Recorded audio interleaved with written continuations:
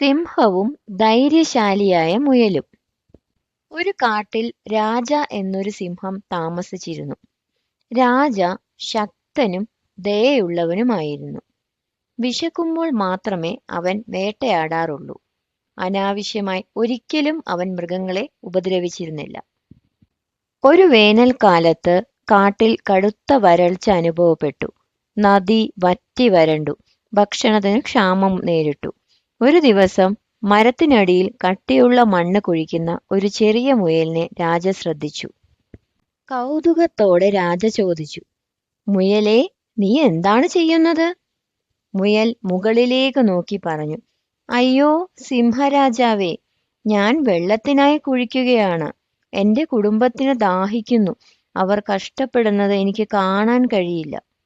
മുയലിന്റെ ധൈര്യവും നിശ്ചയദാർഢ്യവും രാജയെ സ്പർശിച്ചു. ഞാൻ നിന്നെ സഹായിക്കട്ടെ എന്നവൻ ചോദിച്ചു. തന്റെ ശക്തമായ കൈകാലുകൾ ഉപയോഗിച്ച് രാജ കൂടുതൽ കൂടുതൽ ആഴത്തിൽ കുഴിച്ചു. താമസിയാതെ ഒരു ചെറിയ നീരൊഴുക്ക് ഭൂമിയിൽ നിന്നും പുറത്തേക്ക് ഒഴുകാൻ തുടങ്ങി. മുയലിന്റെ കണ്ണുകൾ സന്തോഷം കൊണ്ട് തിളങ്ങി. നന്ദി രാജാവേ, നിങ്ങൾ എന്റെ കുടുംബത്തെയും എന്നെയും രക്ഷിച്ചു. പക്ഷേ സിംഹരാജൻ എന്നിട്ടും നിർത്തിയില്ല.